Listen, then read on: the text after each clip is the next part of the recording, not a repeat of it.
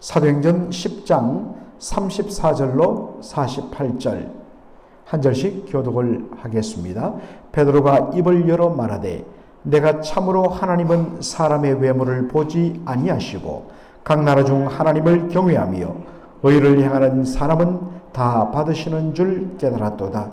만유의 주 되신 예수 그리스도로 말미암아 화평의 복음을 전하사 이스라엘 자손들에게 보내신 말씀 곧 요한이 그 세례를 반포한 후에 갈릴리에서 시작하여 온 유대에 두루 전파된 그것을 너희도 알거니와 하나님이 나사렛 예수에게 성령과 능력을 기름 붓듯 하셨음에 그가 두루 다니시며 선한 일을 행하시고 마귀에게 눌린 모든 사람을 고치셨으니 이런 하나님이 함께 하셨습니다. 우리는 유대인들의 땅과 예루살렘에서 그가 행하신 모든 일의 정인이라. 그를 그들이 나무에 달아 죽였으나 하나님이 사흘 만에 다시 살리사 나타내시되 모든 백성에게 하신 것이 아니요 오직 미리 택하신 정인 곧 죽은 자 가운데서 부활하신 후 그를 모시고 음식을 먹은 우리에게 하신 것이라. 우리에게 명하사 백성에게 전도하되 하나님이 살아있는 자와 죽은 자의 재판장으로 정하신 자 곧 이 사람인 것을 정언하게 하셨고 그에 대하여 모든 선지자도 정언하되 그를 믿는 사람들이 다 그의 이름을 힘입어 죄사함을 받는다 하였느니라. 베드로가 이 말을 할 때에 성령이 말씀 듣는 모든 사람에게 내려오시니 베드로와 함께 온 할례 받은 신자들이 이방인들에게도 성령 부어주심으로 말미암아 놀라니 이런 방언을 말하며 하나님 높임을 들음이러라. 이에 베드로가 이르되 이 사람이 우리와 같이 성령을 받았으니 누가 능히 물로 세례 베품을 금하리요 하고 다같이요 명하여 예수 그리스도의 이름으로 세례를 베풀라 하니라. 그들이 베드로에게 며칠 더 머물기를 청하니라. 오늘 저는 이방인에게도 성령을 부어주신 이란 제목으로 말씀을 전하고자 합니다. 베드로는 고넬료 로마 백부장 로마 군대 장교 고넬료가 그를 청하여 모신 그 모든 사정을 들은 후에 이렇게 말합니다. 하나님은 사람을 외모로 취하지 아니하신다.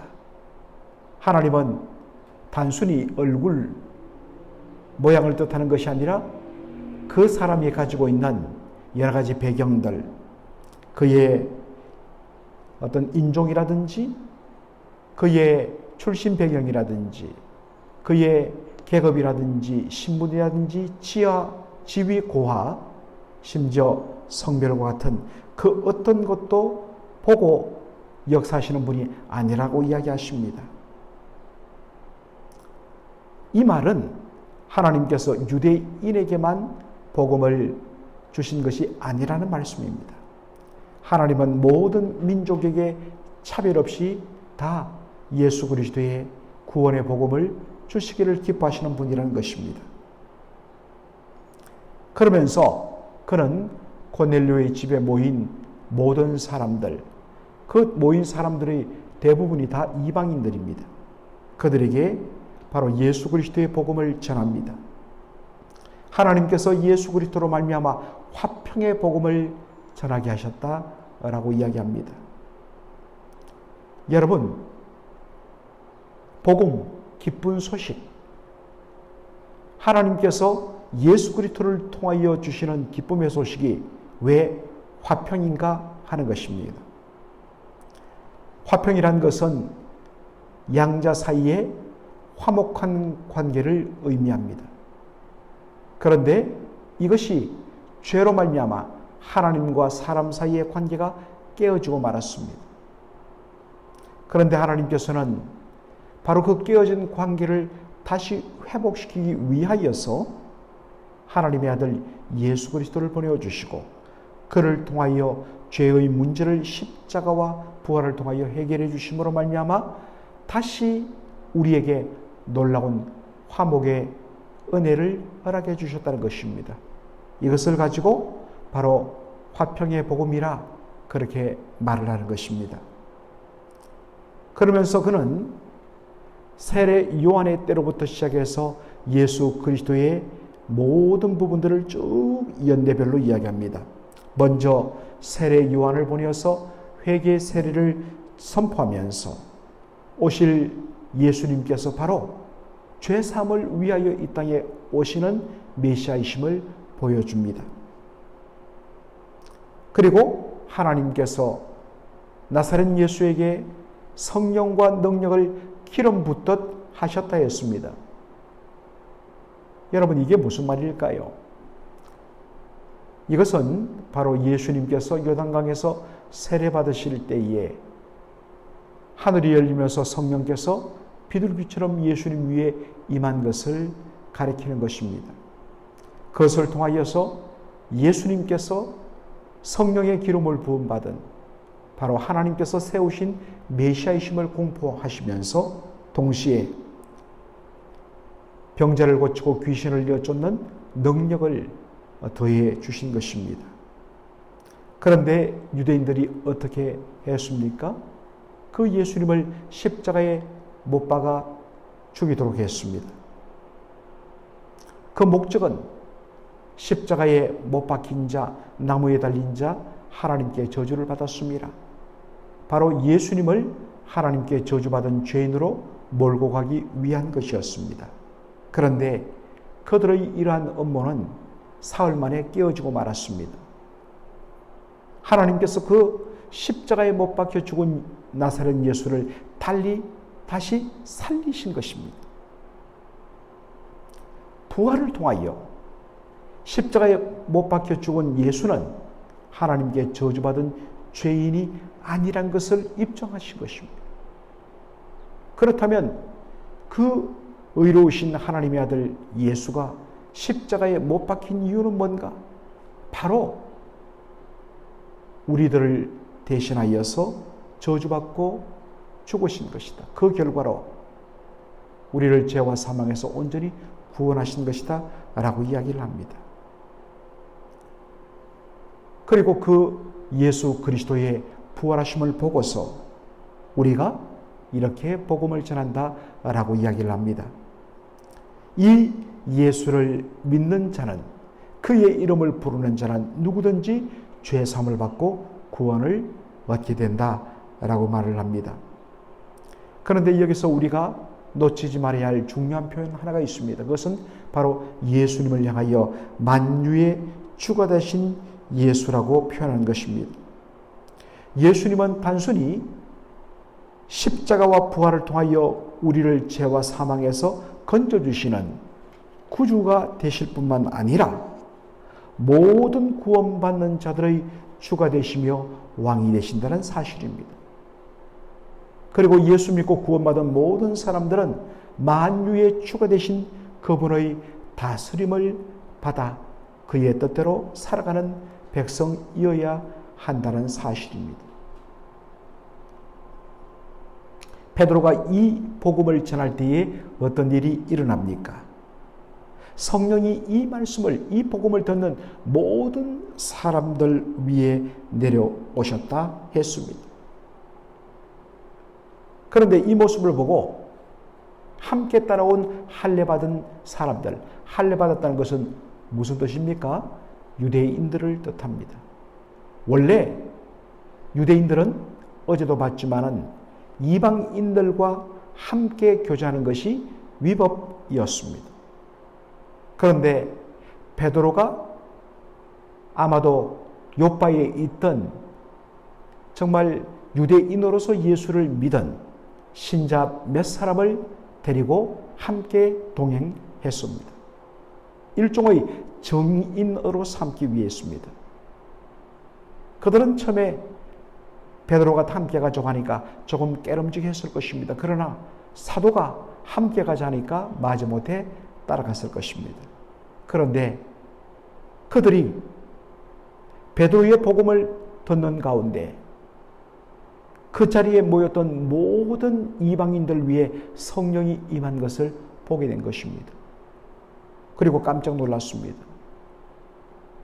어떻게 성령이 그 사람들 위해 임한 것을 그들이 알게 되었을까요? 뭔가 눈에 보이는 어떠한 현상이 있어야 될 것 아니겠습니까? 바로 성령이 임함으로 말미암아 그 모인 모든 사람들이 방언으로 말하는 것을 보고서 그들은 성령이 이 이방인들 가운데도 임했다라는 것을 알 수 있었던 것입니다. 오순절날 성령께서 각 사람 위에 임했을 때 성령의 충만함을 입은 사람들이 성령의 말하게 하심을 따라 다 무엇으로 말했다고요? 방언으로 말했다. 그런데 그때 방언은 이상한 언어, 고린도전서 12장에 나오는 우리가 도무지 알아들을 수 없는, 심지어 방언을 말하는 사람조차도 그 방언의 의미가 무엇인지를 알지 못해서 하나님께만 말하는 그러한 성령의 은사로서의 방언이 아니라 바로 다른 언어를 가리키는 것입니다. 오순절날 임했던 그 현상과 동일한 현상이 이 복음을 들은 이방인들에게도 나타남을 보고서 그렇다면 우리가 받았던 그 동일한 성령을 이방인들도 받았구나라는 것을 알게 된 것입니다. 우리가 이런 본문을 대할 때마다 주의할 것은 성령이 임하면 방언이 그렇게 나오는구나 라고 이것을 보편화 일반화시키는 우를 범해서는 안 된다는 것입니다. 여기에서 이방인들에게 성령이 임할 때 방언이 나타난 것은 바로 이들도 혈통적으로 유대인들, 아브라함의 후손들과 똑같은 예수님의 복음을 받고 구원받은 하나님의 동등한 백성됨을 확정해 주기 위한 하나님의 특별한 방법이었다는 사실입니다. 이렇게 성령의 임하심을 통하여서 이방인들도 놀라운 구원의 복음을 받는 그러한 놀라운 자리에 서게 됨을 보여준 것입니다. 한글 성경에 보면 사도행전 10장 45절에 성령을 부어주셨다라고 되어 있습니다. 사실 참 안타까운 것은 조금만 번역자들이 신경 뒀으면 성경 원어가, 영어 성경이 정확하게 원문을 번역해 놓은 것을 그대로 드러내면 되는데 사실 너무 아쉬워요. 성령을 부어주셨다가 아니라 성령의 성물을 부어주셨다라고 되어 있습니다. 이대로 번역하면 너무 좋을 텐데 왜 이렇게 못하는지 참 안타까울 때가 너무 많아요. 성령의 선물이란 것은 뭘까요? 많은 사람들이 이것을 기프트를 은사라고 그냥 번역해버립니다. 그러면 성령의 은사와 혼동을 일으킵니다. 성령의 선물이란 것은 정확하게 번역하면 바로 성령께서 하나님이 주시는 선물이란 뜻입니다. 하나님께서 모든 이방인들에게도 성령이란 선물을 주셨다는 것입니다. 베드로는 성령을 선물로 받은 이 사람들이야말로 진정 거듭난 자들이라고 말합니다. 그러니 주 예수의 이름으로 물로 세례를 베푸는 것이 옳다고 이야기합니다. 그래서 그들에게도 세례를 베푸는 것입니다. 내일도 보겠지만은 바로 이 사건을 통하여서 그동안 유대인들이 가졌던 잘못된 혈통주의, 순혈주의, 순수한 혈통주의, 그리고 예수님께서 우리의 구주가 되신 것은 오직 유대인들을 위한 것이라는 이 잘못된 생각이 완전히 깨어지는 계기가 무엇인가? 바로 고넬료의 집에 임한 성령의 강림인 것입니다. 우리가 신앙생활하면서 얼마나 많은 편견과 얼마나 잘못된 습관과 관습에 사로잡혀 있는지 대화를 하다 보면 너무 답답할 때가 많아요. 성도들 가운데 자기만의 어떤 그러한 특별한 생각에 사로잡혀서 말씀이 명하는데 그 진리로 인하여 복음의 자유와 행복을 누리지 못하고서 수많은 정말 눈에 비늘이 씌워지는 모습들을 많이 봅니다. 오늘 이 본문을 통하여 우리는 다시 한 번 더 눈이 열려야 합니다. 다시 한 번 더 우리가 가지고 있던 그 모든 어떠한 울타리들을 걷어내야 합니다. 복음의 은혜 가운데 자유함을 누려야 하는 것입니다. 오늘도 그와 같은 진리의 영, 자유케 하시는 성령의 은혜가 여러분 각자 위에 충만하게 임하기를 주의 이름으로 축원합니다. 아멘. 살아계신 우리 아버지 하나님, 은혜와 사랑을 감사드립니다.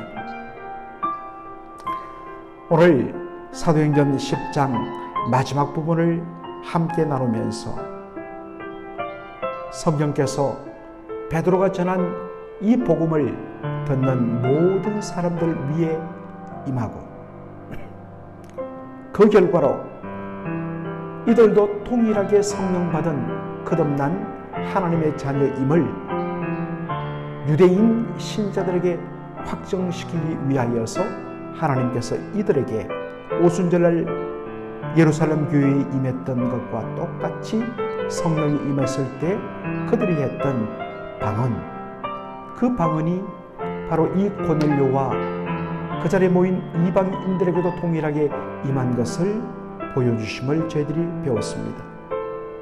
이것을 통하여 성령의 선물을 유대인들에게만 아니라 혈통과 신분과 지위와 성별을 뛰어넘어서 모든 자들에게 보여주시며 누구든지 이 예수를 믿기만 하면 주의 이름을 부르기만 하면 구원과 제삼을 얻는 복을 받게 된다는 이 사실을 확정해 주신 것을 오늘 본문을 통하여 확인했습니다. 오 주님, 우리에게도 오랫동안 신앙생활을 하면서 가지는 그 잘못된 편견들이, 잘못된 관습들이 얼마나 우리를 얽매이고 있는지 주님이여 말씀의 은혜 가운데 깨어지는 역사 있게 하여 주시옵소서. 그리고 진리의 성령께서 온전히 진리의 말씀 복음의 진리로 우리에게 역사하실 때에 우리가 그동안 붙들고 있던 잘못된 것들이 깨어지며 우리의 눈을 가리던 비늘이 떨어져 나가는 경험을 하게 하시고 그것을 통하여 복음이 주는, 진리가 주는, 성령이 주시는 자유를 온전히 맛보는 저희들 되게 하여 주시옵소서. 예수님의 이름으로 기도하옵나이다. 아멘.